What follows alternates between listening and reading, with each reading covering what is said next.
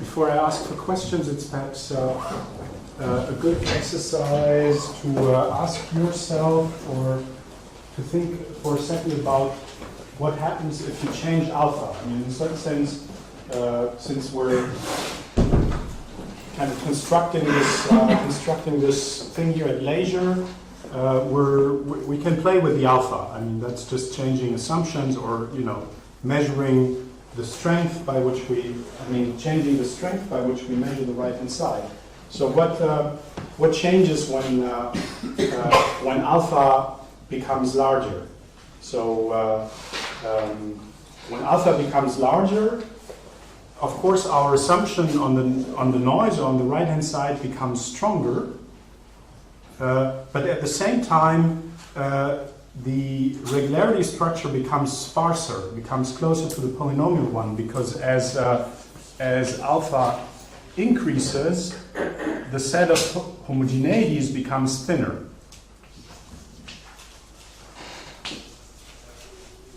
I mean, that's easy to see because this was essentially given by the lattice. So, I mean, this you should think as being a two-dimensional lattice, projecting it on a one-dimensional space. And when you make alpha larger, you make this lattice kind of more spaced, and therefore also the projection is more spaced. So that's the trade-off. I mean, alpha small means you're not very demanding on what you ask on the right-hand side, and the price you have to pay is that at the given homogeneity, up to a given homogeneity, you need much more basis elements.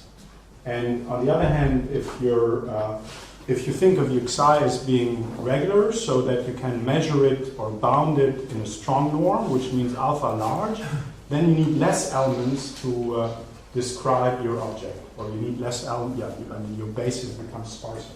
So I mean, that's one thing you can easily see here. That I mean, it's your choice, right? I mean. And depending on how you choose the alpha, which in a certain sense depends on how you think about the regularity of the right-hand side, you either need kind of a very detailed description with many kind of strange additional basis functions, or you need kind of essentially the polynomial description. Right? So that's a good.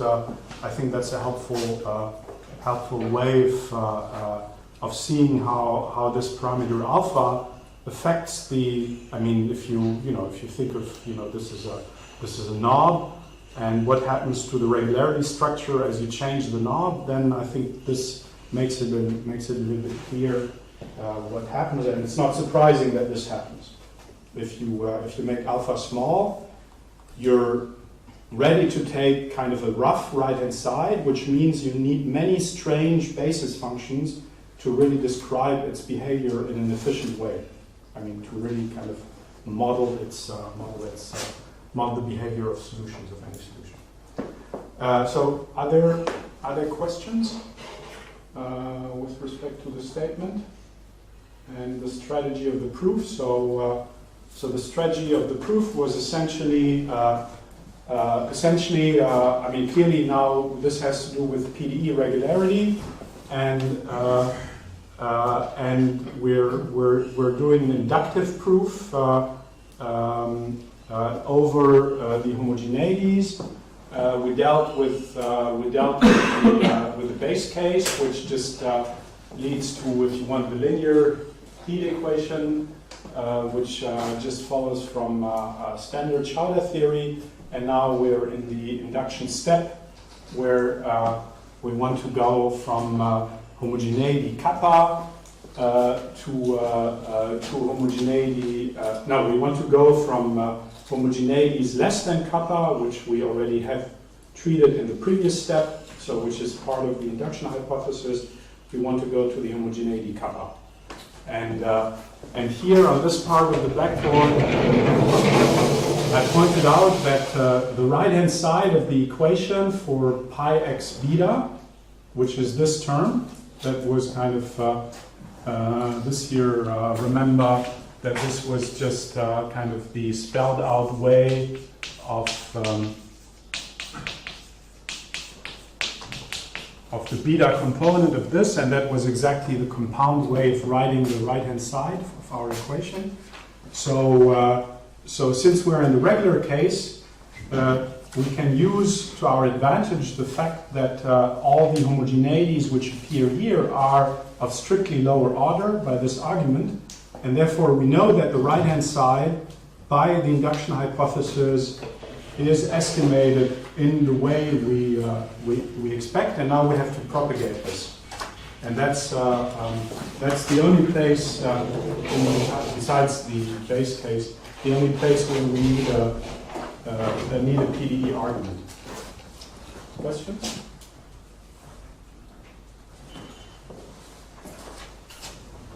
Okay. Then let me write down the lemma which we need, which contains all the PDE stuff. So like this.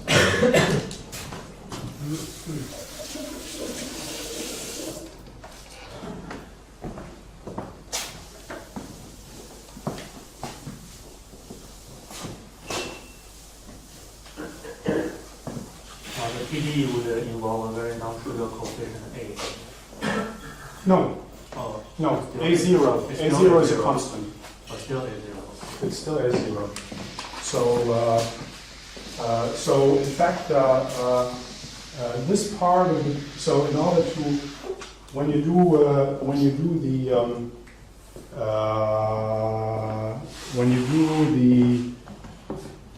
model distributions, and when you do kind of the next step, when it's not about the construction of the model, then you need kind of more subtle PDE theory. But here, for the construction of the model, in our paper we have used the subtle theory, but one can use something simpler, which I'm going to write down here, which is the only lemma. So, so we're given, we have a kappa, which is not an integer, and which here we assume to be larger than 2. Larger than 1 would be sufficient for purposes, but larger than 2 makes it easier to write down things. Otherwise, I would have to look at the right-hand side, which is in divergence form. So, and we're given a couple of how do I want to write this? A couple of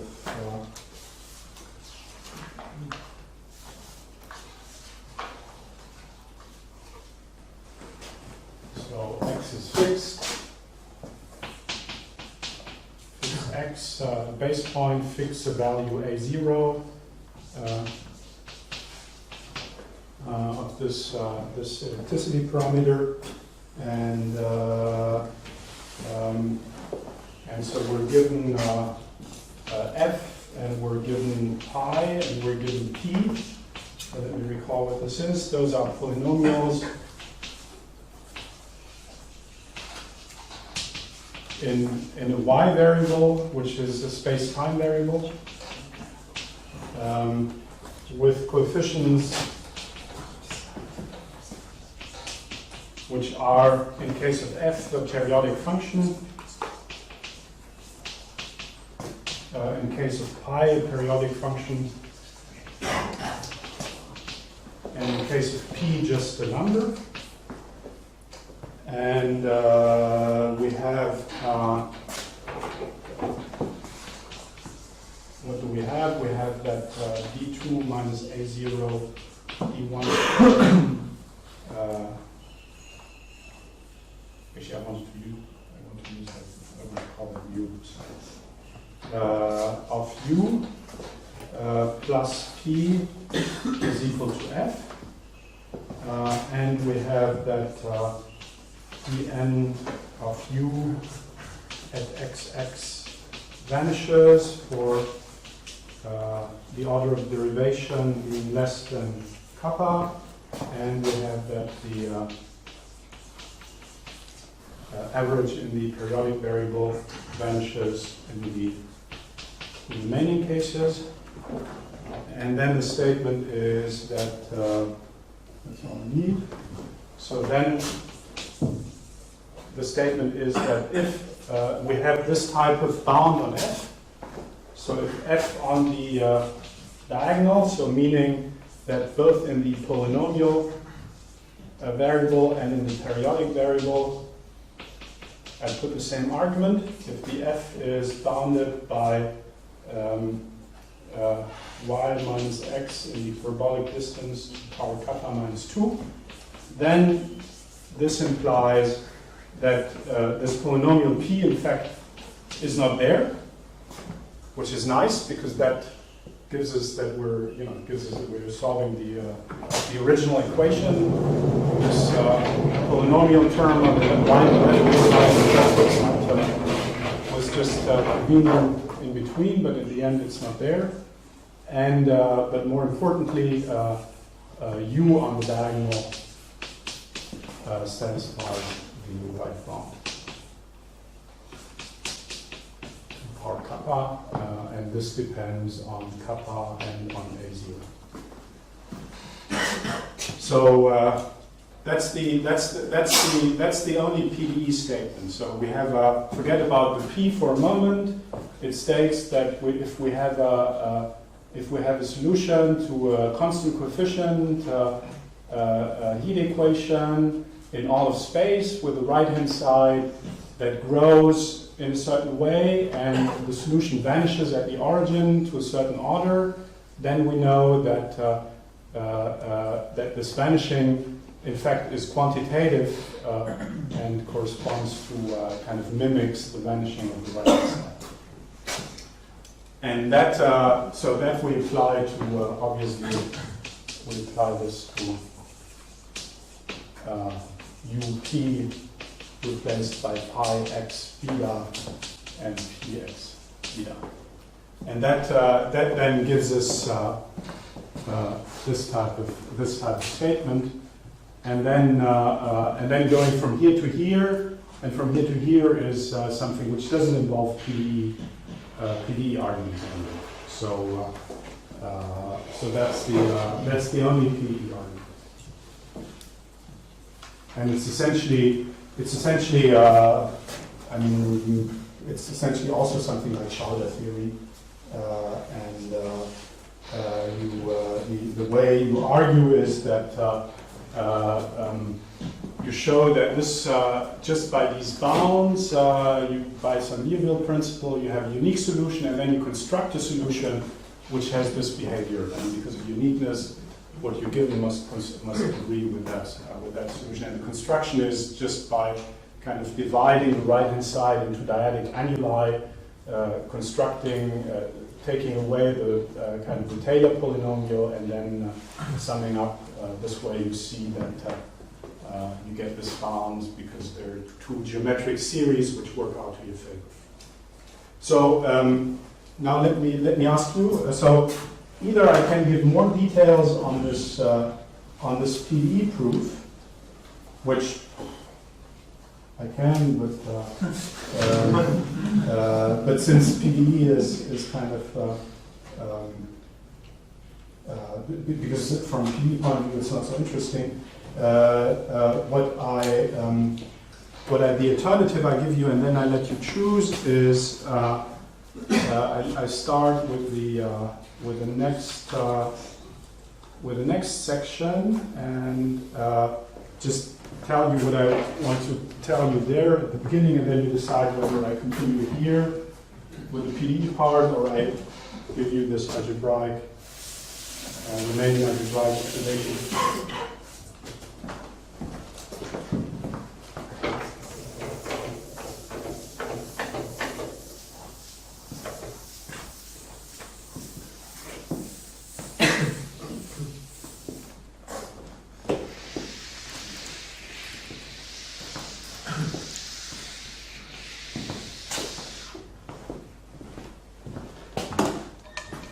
That would be the last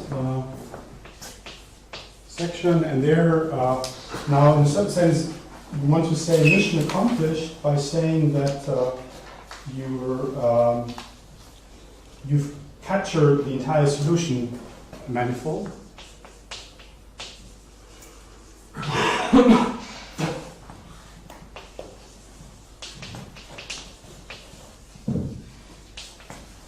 here I just can give you the and that for that you know would use following Hölder you would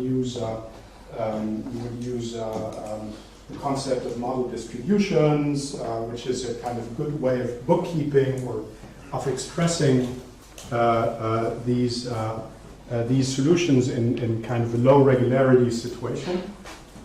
But here I just want to give you not the analytic proof, but some little algebraic aspect.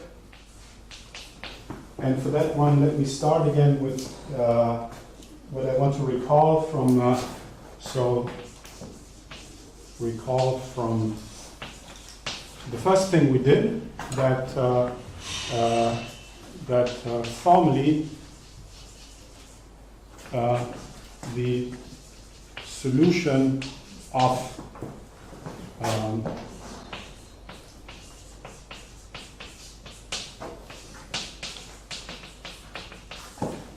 this problem where U is periodic and has spatial average equal to 0 can be expressed by evaluating the formal power series pi, which we constructed in this first part, which was a power series in this abstract set of variables at exactly zk being given by the derivatives of the non-linearity, by the kind of the Taylor coefficients in the Taylor expansions of the non-linearity. So, and this was formally, I mean, pi was constructed rigorously, but this is, and all the coefficients in pi make sense, but it's a typically non-convergent power series, so this is a formal statement. But that formal statement motivated the definition of pi, which is completely rigorous. Definition of pi. And then more generally, if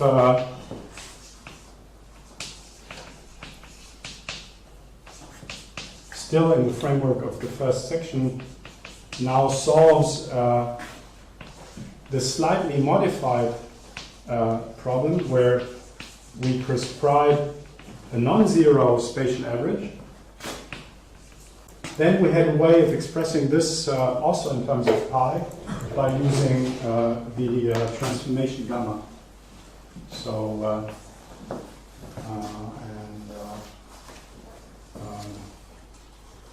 if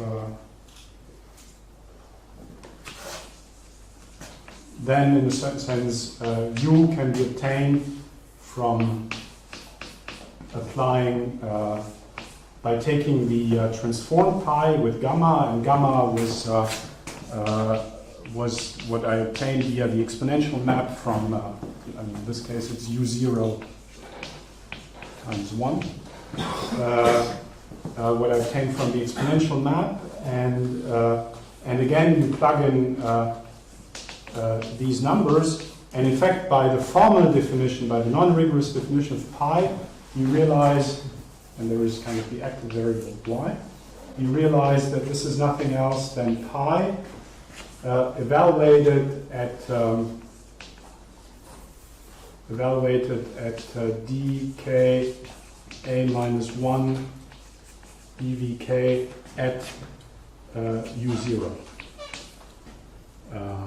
1 over k factorial k, and then there is the active variable y. Okay, so that's that was in some sense the lesson learned from the very first chapter. And now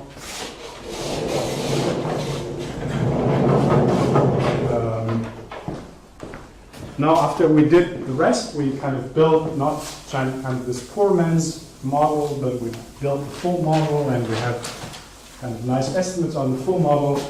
Of course, now we don't want to consider these very specific solutions, which are periodic, but we want to just look at locally a solution. and we want to be able to express it by our model. And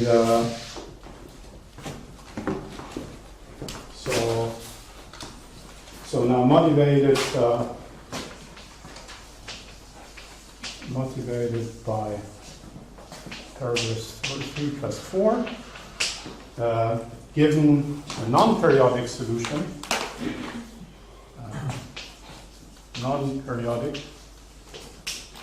solution of, and let's say it's just given to you locally, u minus a of u 1 squared u is equal to xi, locally near some base point x. We would like to find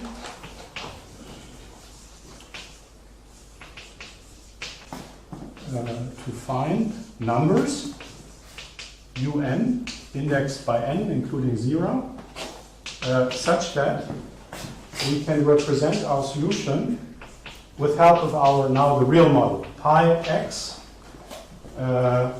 where for the wn's we plug in these specific numbers, and for the zk's we take motivation from what we did there.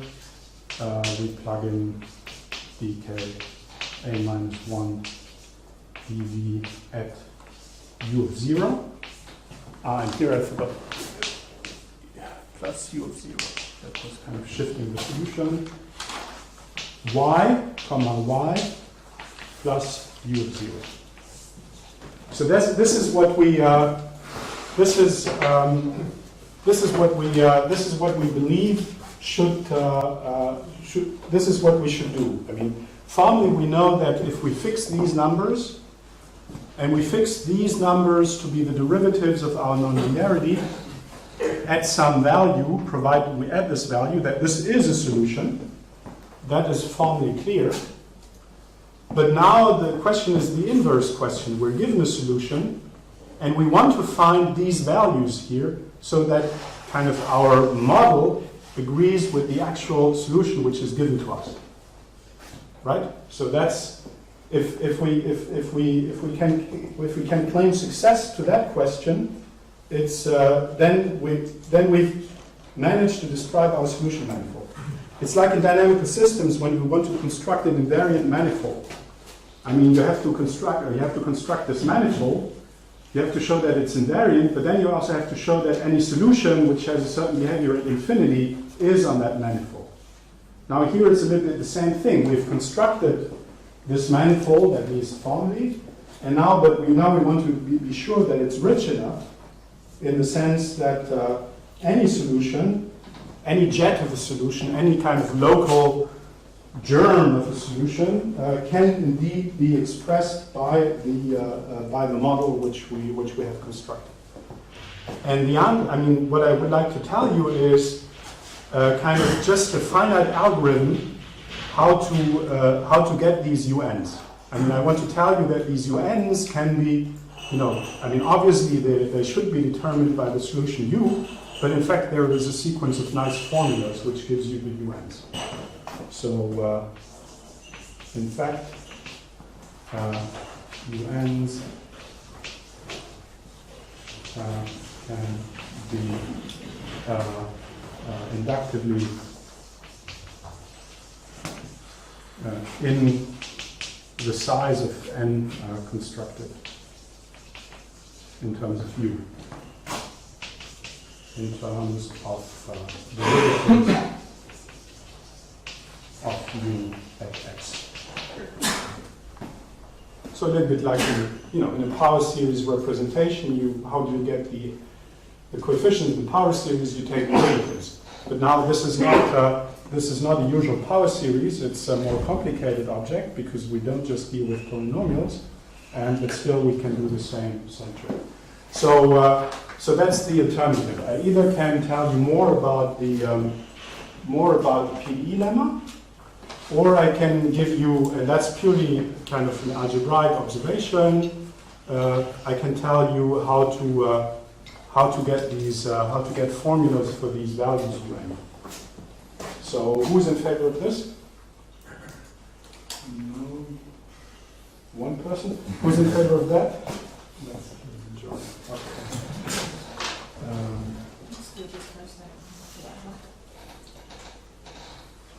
Okay, so how do we get the feeds?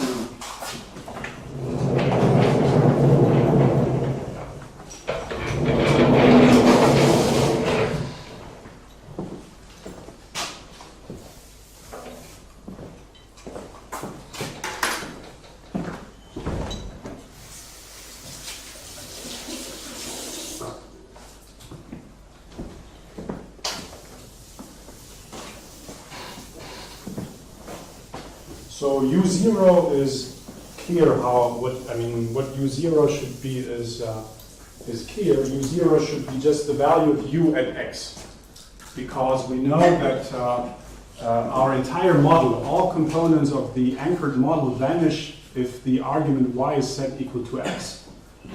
That's true for the polynomial part since it doesn't contain constants, and it's true for the non-polynomial part, because the homogeneities are all positive.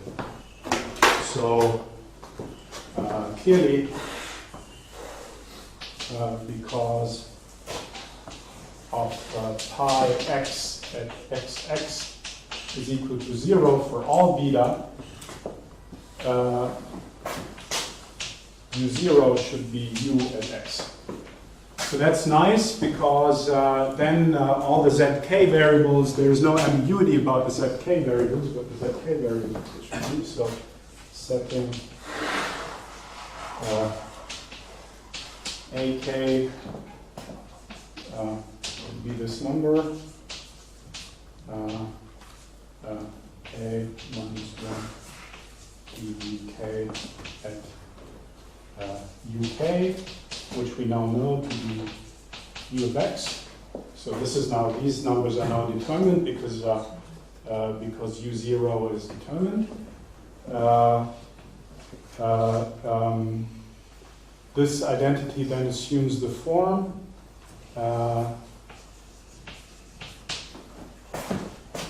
u of y minus u of x is equal. Now let me use the definition of what this thing is, and it is our anchored model with base point x, component beta. So this is a function of the periodic and, the polynomial and periodic variable. And now we have to fill in this monomial, and with this abbreviations, this is now a product. I can write it like this. So this is a k to the power beta k times u n to the power beta n.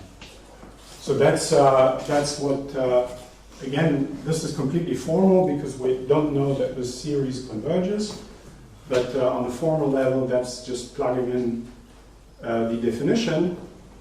And in fact, it's good to do the same trick I talked about before, to treat the A0 separately and to consider these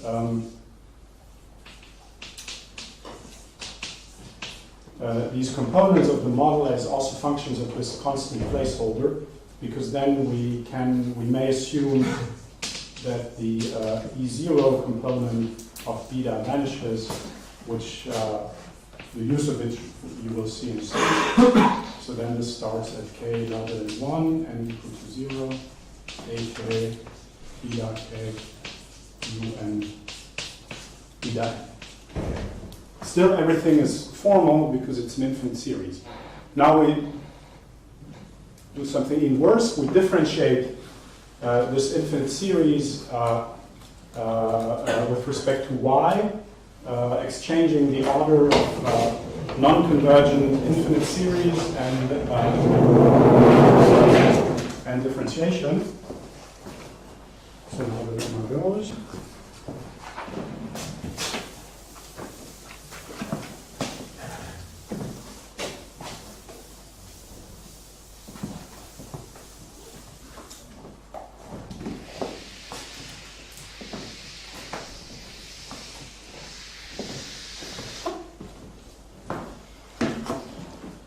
So then, so let's take the nth derivative. So I mean, this here is, as usual, I've used this notation before. So this is dn1, 2, and 2. The nth derivative of u. So for n not equal to 0, the constant term drops out. As I said, it's always better to divide by the factorial. And then we evaluate at x. And if we, as I said, don't care for infinite series, by the definition of the big D, what we obtain is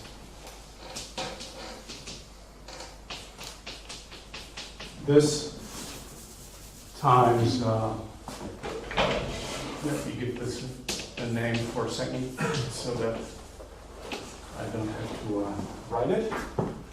Okay, and but now the miracle happens because we know that these terms here vanish. Most of them vanish. By construction, this is equal to 0 if the order of derivative is larger or equal to the homogeneity of beta. But now you should read this the other way around. You should see that this constrains the level of homogeneity. So in fact, the sum is now a finite sum. Why is it a finite sum? So 1 over n factorial dn I x beta x x f beta. Why is this a finite sum? Because our homogeneities were, if you look at the expression of our homogeneities, or we proved that the populated homogeneities were all non-negative. And since it's, if you look at the expression, where was the expression? So this is alpha k beta k plus 1 minus beta n plus n p beta n. So that's a way of writing it. You see that we would have had problems with the component beta at 0. Yeah, I shouldn't call it. I should put it on beta equals to 0. Sorry.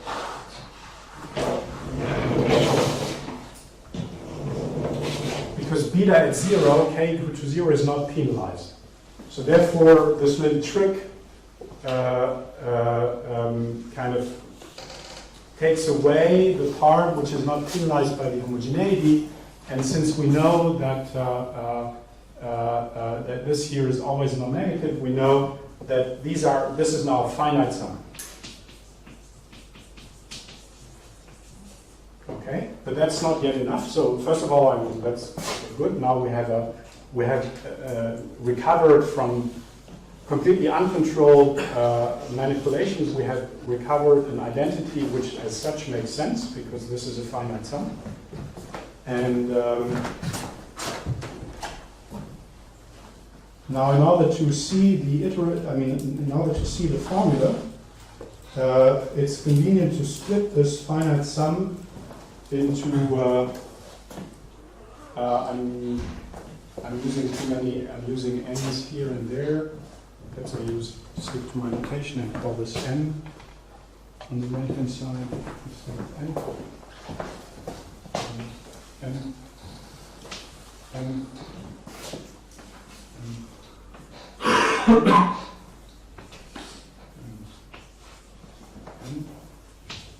N. So let's split this into the purely polynomial part and the remainder. And for the purely polynomial part, I know that these basis functions, if these basis functions are just the polynomials, and it's made in such a way that for the purely polynomial part, only beta is equal to em survives, and for beta equal to em, f of beta is equal to um. So by splitting beta, the sum of the beta into beta purely polynomial and beta not equal to purely polynomial, we get,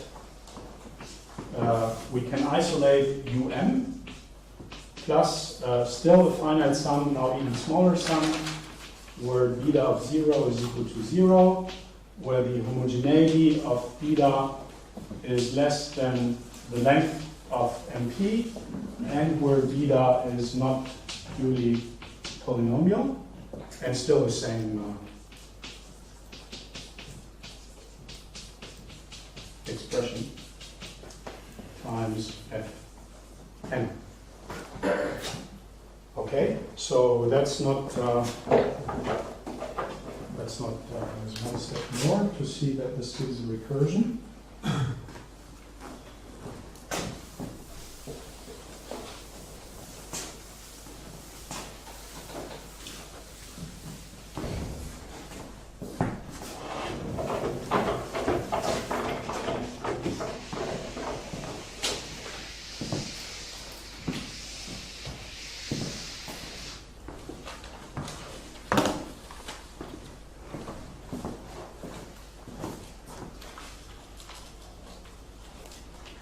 Because since beta is purely polynomial, and this term is only there when the mod is populated, I have this one inequality which I just mentioned without proving yesterday, which states that the polynomial part of the multi-index is dominated by the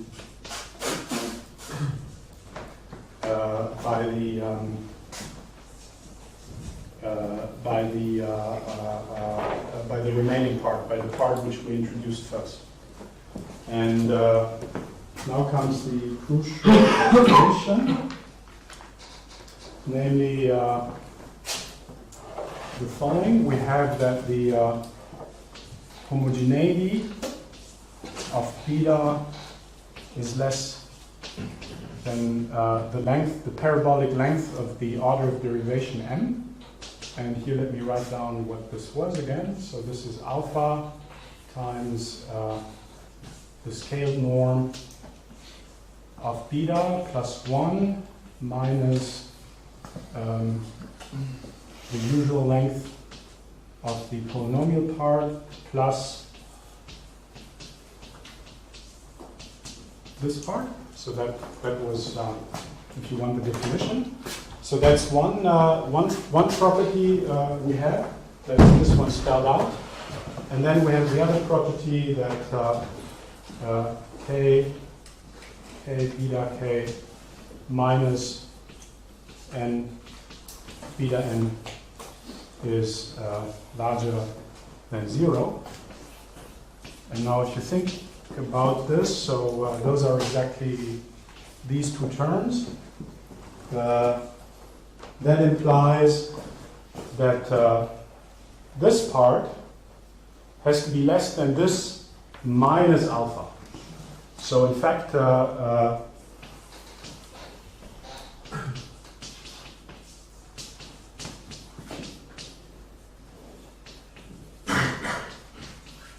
and since alpha is positive, this means that this has to be less than MP, and that has the nice feature that beta of n vanishes for all n's which have parabolic length larger or equal to MP. And that's the required triangle structure to come up with to write down the algorithm which gives you the un.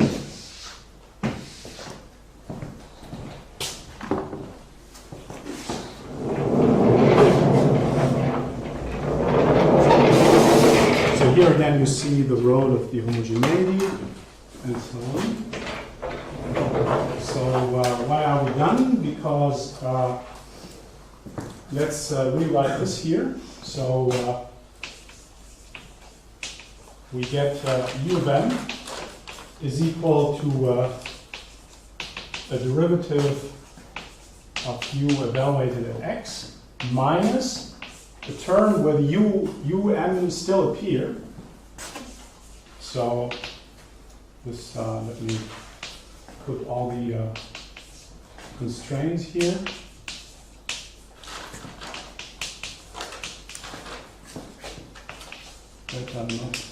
Polynomial, and this additional constraint, which is the important one,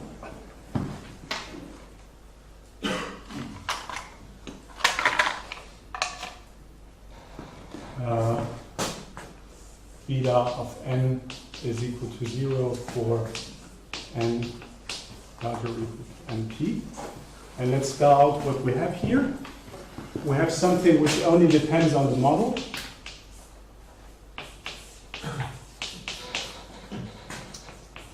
So this we know, that's computable offline.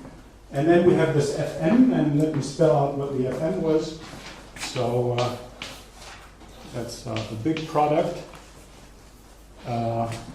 over k and n. And the k part is already known. But there is, of course, potentially dangerous that also u is appearing here.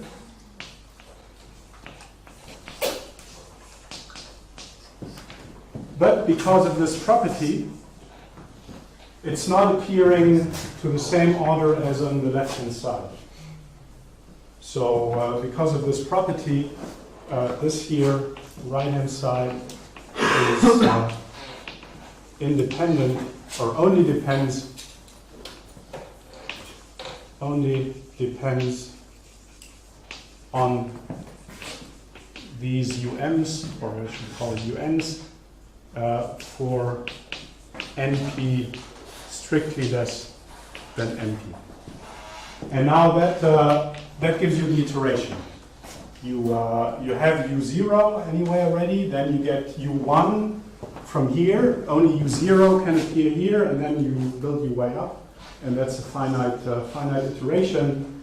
An algorithm which tells you how to fill in the UN. And that tells you that's kind of the algebraic reason why you would believe that indeed by constructing the model we've accomplished what we wanted to do, namely we've accomplished capturing locally, the local solution manifold, the germs of solutions in a complete way. But that, of course, is not a proof here because that's just an algorithm. And the proof, of course, then requires again uses model distributions and requires again a version of Hölder theory. But here that in some sense you see again how homogeneities and the ordering of the multi-indices plays a role to get things right. Okay. Other questions?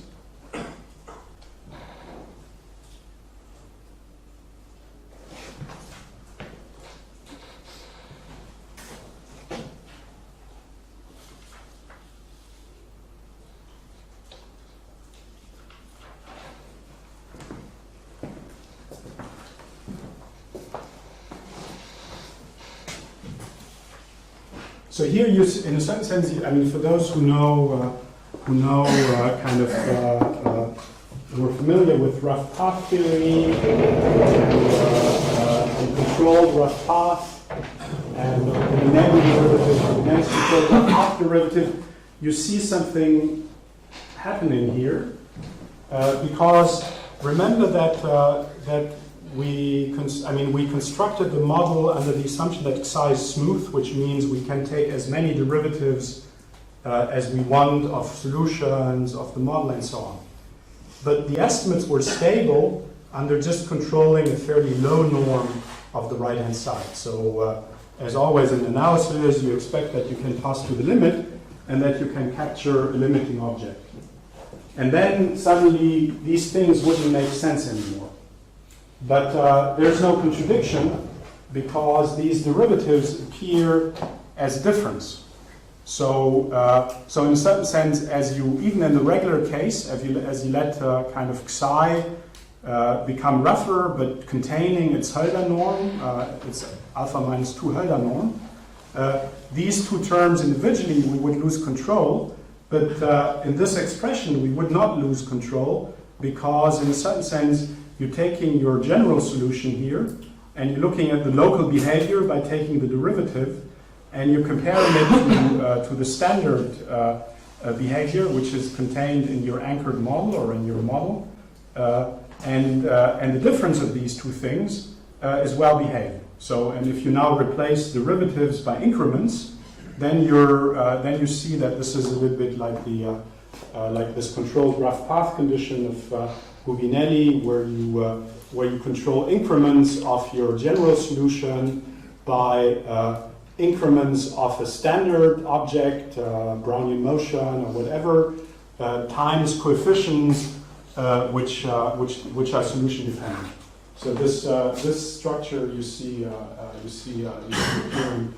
appearing here, but in order to see clearly the formulas, it's more convenient to assume that you're in the smooth case, so that you can write down actual things.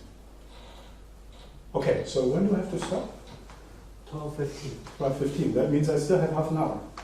So that means I can still tell you about the PDE lemma, or so now. Okay, now I can either answer questions or I can tell you about the PDE part.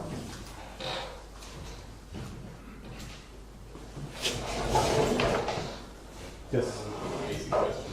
So can you handle initial conditions in this framework?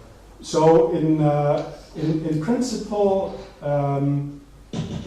that depends on the type of question you want to ask. When you really want to solve an initial value problem, or even a boundary initial value problem, I think, of course, I mean, one runs into the problems that this is additional work, because in usual regularity theory you would take care of, let's say, boundary conditions by reflection methods, and that doesn't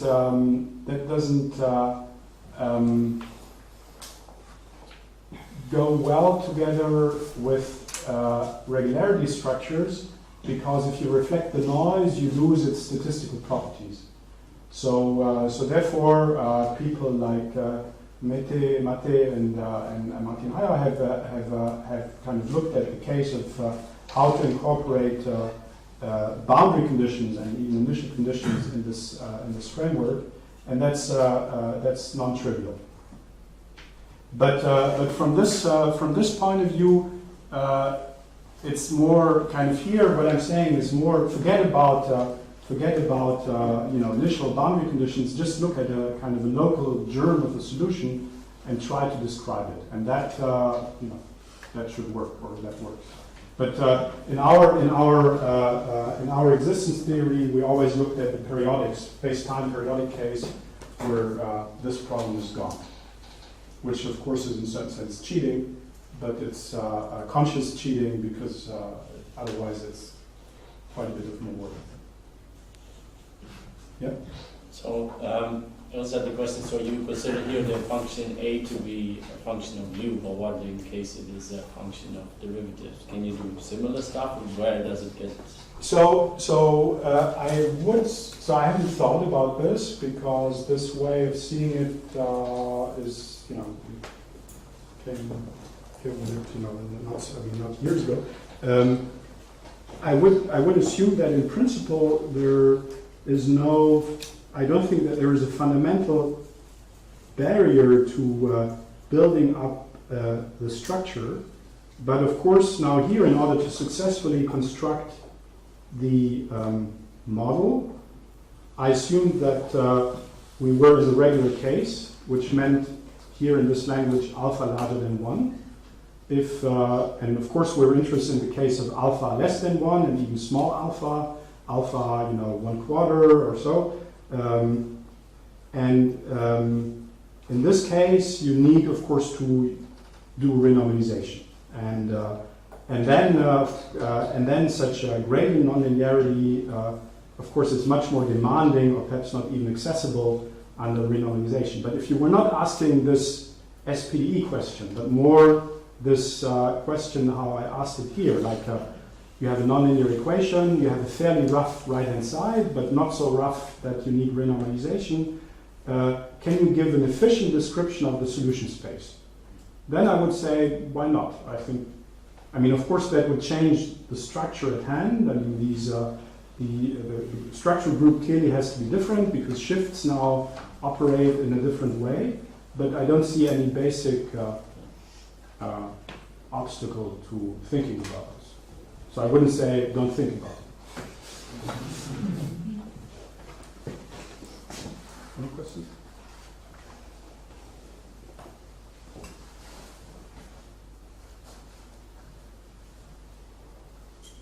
So maybe this is a question for myself. So you have it's a very simple example. Suppose AU is just U or something, and Yeah. What are really these pi's? How much is it? So that's in fact the case we treated first, that A of U is 1 plus A, 1 plus U is better, so that it stays elliptic if U is close to 0. And so if your nonlinearity is of polynomial type, then of course you get a simplification in the sense that in this case you just need k is equal to 0 and k is equal to 1. And that makes the structure less. This gives you a smaller structure, but in principle, it doesn't take. I mean, you still need to define the gamma, and now in retrospect, of course, that's the way we went. I mean, looking at simpler cases like this, but in retrospect, you don't gain much by looking at these simpler cases.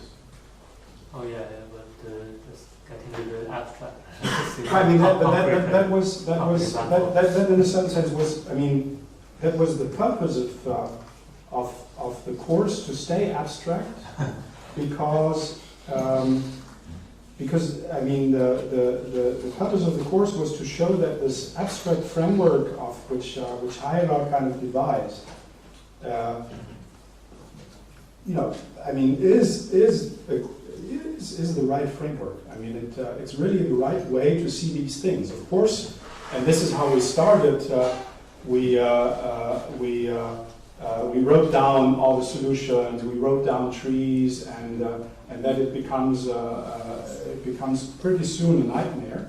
Even in these simpler cases, if you want to look at alpha, which is fairly small, and I don't think that you have that you get the really, I mean, a good understanding in the end. I mean, a good understanding emerges then after a while, and seeing that there is this abstract but fairly simple structure behind it. I mean, of course, if you want, I can go through the exercise and looking at a couple of these equations. I mean, we can do that, but in a certain sense, it's just the didactic purpose of it would be to show that it's that you don't want to do that, but we can.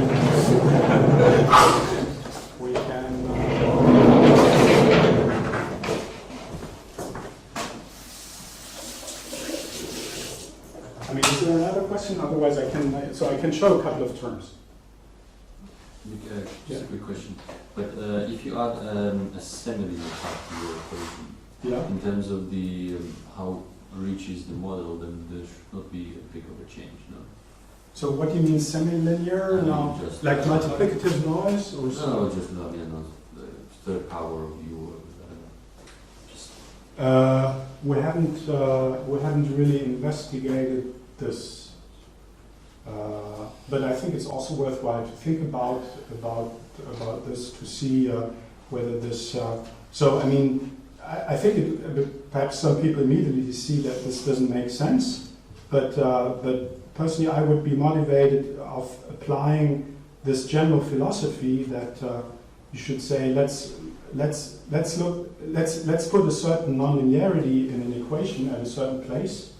No, don't restrict to cubic or so, but and then ask the question: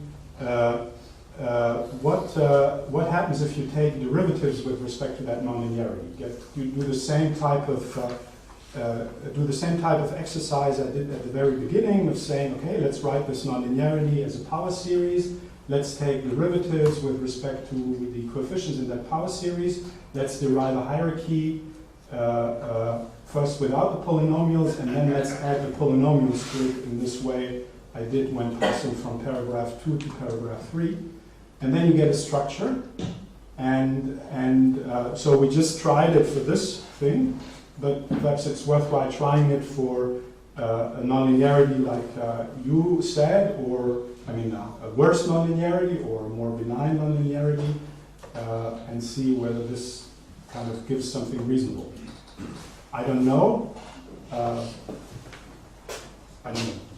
At least for multiplicative noise, it will be similar. Yeah. So if you put a nonlinearity sigma view in front of stuff, that's the only. Did you or No. Scott come up? No.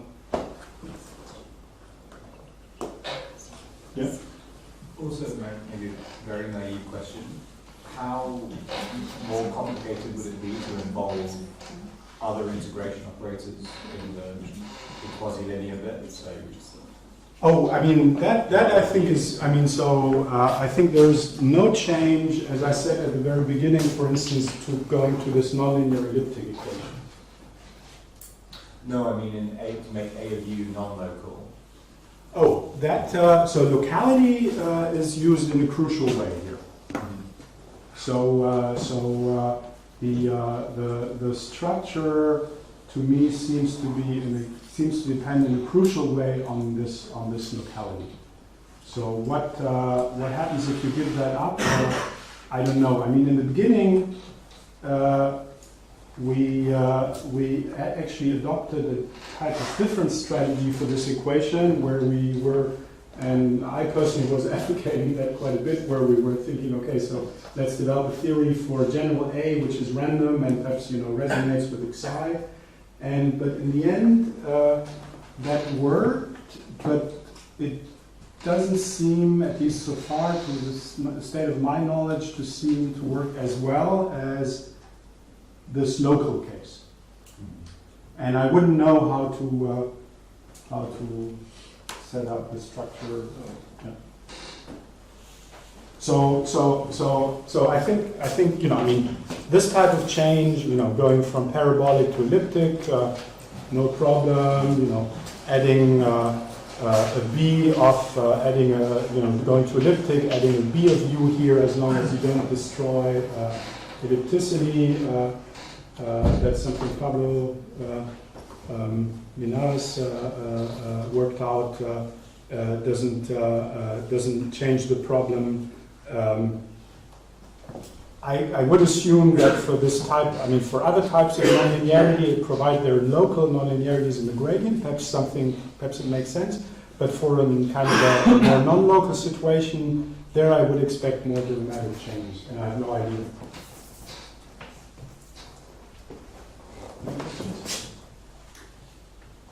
So this framework push alpha all the way down to 0? Yes. So at least from that's the draft we're finishing. Where given that we have, let's put it loosely this way, that on the renormalization side everything is fine. Then this deterministic part of the theory in this framework allows us to go down to alpha as small as possible, to small alpha, any small alpha, without writing down more and more trees, because in a certain sense, as you can see from here, and it's all, it doesn't get more complicated if you truncate at a different level. But if the Laplacian sort of is in divergence form, can you do a smaller? Can you go in a smaller alpha?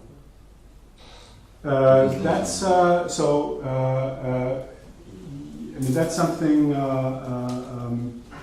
Florian Kunik is thinking about or has thought about. So then, of course, even for smaller alpha, you're still in the regular situation, and then you could also try to then you can also apply. Then you could even allow for a nonlinearity in the gradient of the solution and do this type of regularity structure there. That I think should be possible in the regular case. In the irregular case, in the singular case,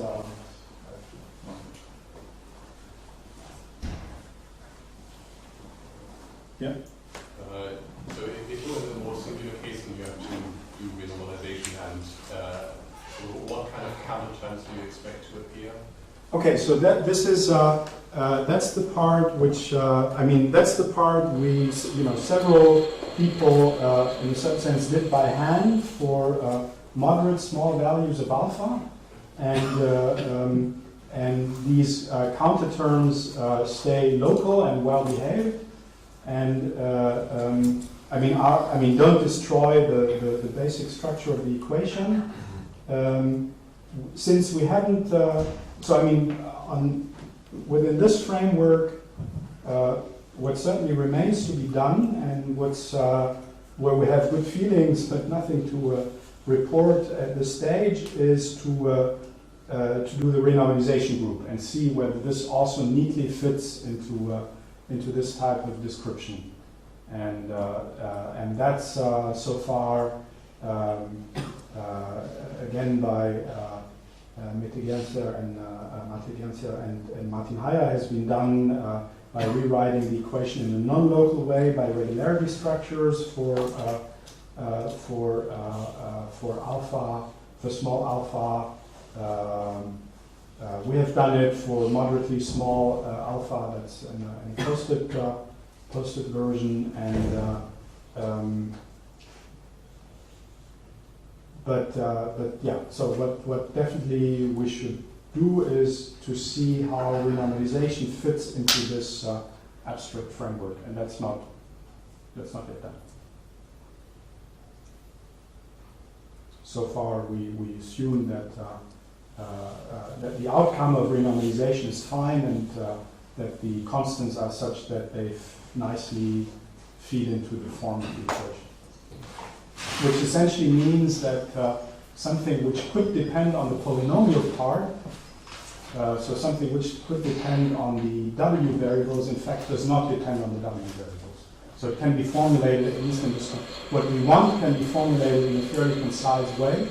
Whether we get it out of the stochastic arguments is not so clear. More questions? What about the more complicated nonlinearities like the multi-ampere?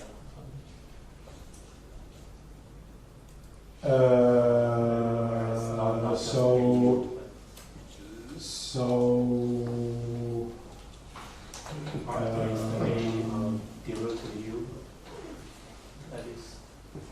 Yeah, I mean, I haven't. I mean, now you're talking about a situation where you would require renormalization, right? And then yeah. I do renormalize.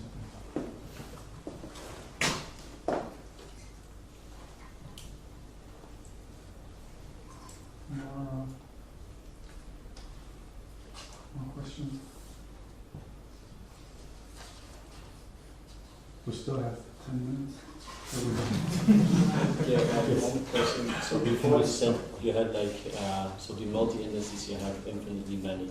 But so what I forgot, the Wn you only have finitely many because you consider polynomials, right? No, the Wn. You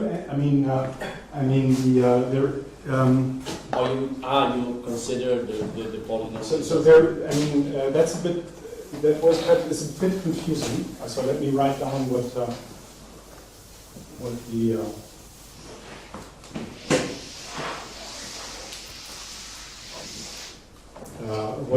kind of the model is. So pi x beta. So beta is a multi-index. So this is something which to every k and to every n, but there are infinitely many k's and there are infinitely many n's, associates a number, but only only finitely many of these numbers, integers, are non-zero. That's a multi-index. So that set is infinite, but it's countable. And in particular, if you forget about the special issue with k equal to 0, if you say you look at the set of multi-indices of homogeneity less than 100, then it's a finite set. But And then I think your question is, now if you fix homogeneity, then this has two space-time-like variables. One I call y, one I call dot. And this here is a polynomial, but not of a degree less than 10, but any polynomial in y with coefficients equal to periodic. Now what I mean is you have the variables zk and wn. Yes. And wn is the nth derivative of q and 0, right? That was kind of the motivation that you should. So the motivation was that you should. The motivation was that how should we think about the zk variable? That was very clear from section 2 that you should think of it as the derivatives of the nonlinearity evaluated at 0 or at some point u0, but that's to 0. So this is how you should think about the zk's. And then the question was, how should we think about the wn's? And that's a bit more subtle, but what I was saying there, but I'm not absolutely happy with this, is that in a certain sense, your solution manifold, what should be the magnitude of the solution manifold? So first of all, it should depend on the nonlinearity, but it should also depend on the local behavior. And it's natural to think about as the local behavior being parameterized by polynomials. Because if you think of the linear equation, any not exponentially growing function of the linear equation with the 0 right-hand side is a caloric polynomial by Liouville principle. And so therefore it's natural to think about a solution manifold as being something which has kind of coordinates which are given by A and which are given by a polynomial. And then it's the same game, right? You have to look at all the derivatives of the polynomial. And okay, so you have to fix one base point. Here it's kind of canonical to take 0. Here, of course, 0 doesn't play a role, but I take it anyway. So this is why I wrote this. But this interpretation is a little bit more shaky. So in the end, it's something you should, in a certain sense, you should forget about this part. This is just a motivation. And you should think of it as being a formal power series in these dummy variables. Yeah, because otherwise, of course, for a polynomial, the wn would at a certain point be 0, right? Right. But here that would be the same effect for the zk's. Okay, yeah. But you want to, and we apply it to general nonlinearities, which don't have to be polynomial. Mm-hmm. Okay. More questions? Otherwise, I can stop. Yeah. Thank you very much.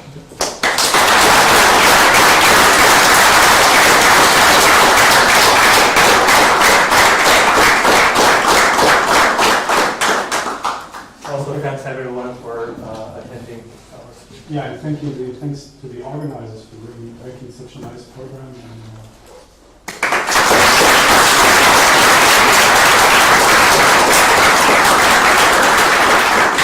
special thanks to the people in the IT stuff that maybe are hearing us from the and to Silke and all the other, Stefan Artman and so on for giving us fundings and the possibility of being here. None of them is here, so I'm okay. Just an applause for the experience. Yes, exactly. So it's not going good. So yeah.